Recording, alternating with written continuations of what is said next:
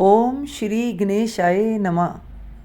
आज हम आपको माघ महीने के शुक्ल पक्ष की एकादशी, जिसका नाम जया एकादशी है, पंचांग के अनुसार माघ माह के शुक्ल पक्ष की एकादशी तिथि की शुरुआत 7 फरवरी को रात 9:26 पर होगी। वहीं इस तिथि का समापन 8 फरवरी को रात 8:15 पर होगा। ऐसे में 8 फरवरी को जया एकादशी का पर्व मनाया जाएगा। पंचांग के अनुसार जया एकादशी व्रत का पारायण करने का समय 9 फरवरी को सुबह 7:04 से लेकर 9:17 तक है।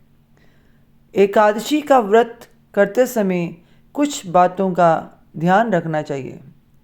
एकादशी के दिन सात्विक भोजन का सेवन करना चाहिए।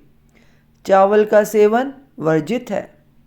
भोग थाली में तुलसी के पत्ते शामिल करें, लेकिन तुलसी को एकादशी के दिन नहीं तोड़ना चाहिए, इसलिए एक दिन पहले ही तुलसी के पत्तों को तोड़कर रख लें। घर की साफ सफाई का खास ध्यान रखें। गरीब लोगों या मंदिर में अन्न, धन और वस्त्र का दान करें। दिन में भजन कीर्तन करना चाहिए। तुलसी के पत्ते भूलकर भी न तोड़ें। माना जाता है कि ऐसा करने से माँ लक्ष्मी नाराज हो जाती है। ओम नमो भगवते वासुदेवाय का पाठ पूरे दिन मन में करते रहें। अब हम जया एकादशी के व्रत की कथा को सुनेंगे। जया एकादशी बहुत ही पुण्यदायी एकादशी मानी जाती है। इस एकादशी का व्रत करने से सभी तरह के पापों से मुक्ति मिल जाती है। शास्त्रों के अनुसार इस एकादशी का व्रत करने से मनुष्य को भूत, प्रेत, पिशाच से मुक्ति मिल जाती है।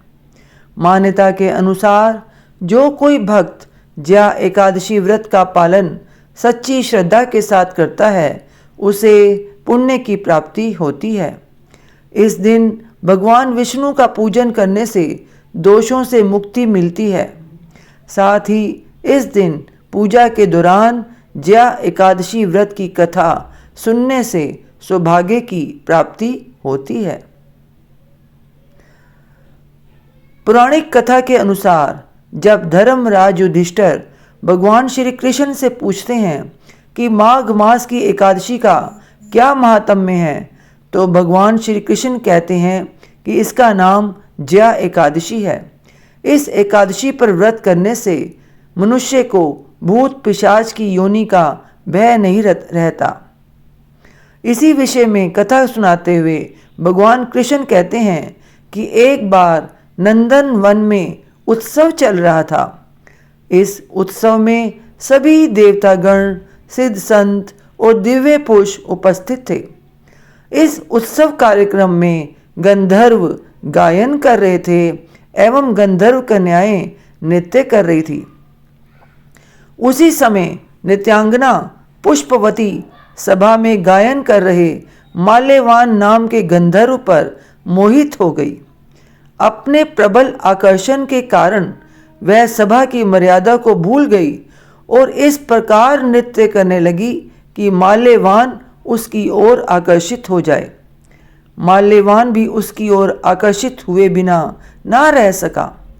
परिणामवश वह अपनी सुध-बुध खो बैठा और सुर ताल भूल गया, जिसके कारण वह गायन की मर्यादा से भटक गया। इन दोनों की इस अपकर्म से देवराज इंद्र को क्रोध आ गया।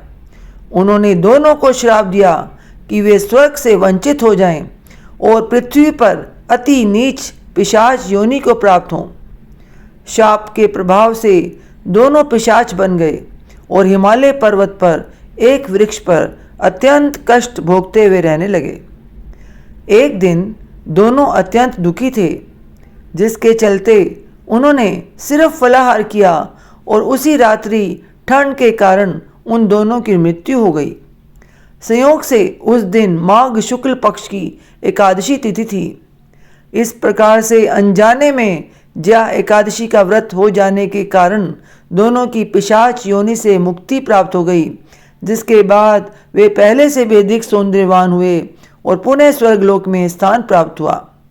देवराज इंद्र दोनों को देखकर आश्चर्यचकित हो गए। तब उन्होंने पूछा कि वे शाप मुक्ति कैसे हुए, जिस पर गंधर्व ने बताया कि यह भगवान विष्णु की ज्या एकादशी का प्रभाव है। बोलो सांचे दरबार की जय। श्रीमन नारायण नारायण हरि हरि, भजमन नारायण नारायण हरि हरि। तेरी लीला सबसे न्यारी न्यारी, हरि हरि। ओम नमो भगवते वासुदेवाय, ओम नमो भगवते वासुदेवाय, ओम नमो भगवते वासुदेवाय, ओम नमो भगवते वासुदेवाय। हे ईश्वर, आपकी बच्चे से आपकी पूजा अर्चना करने में, आपकी कथा उच्चारण करने में कोई गलती हो गई हो तो अपनी बच्चे समझकर, अज्ञानी समझकर क्षमा कीजिएगा। अपना आशीर्वाद भरा हाथ, अपनी कृपा दृष्टि हमेशा हम सब पे बनाए रखिए। बोल सांचे दरबार की जय। जयकारा शेरों वाली दा। बोल सांचे दरबार की जय। जयकारे वाले नु मिठिया मुरादा। बोल सांचे दरबार की जय। ओम नमो भगवते वासुदेवाय ईश्वर को बहुत ही प्रसन्न करने वाला मंत्र है। इसे मन में जपते रहें।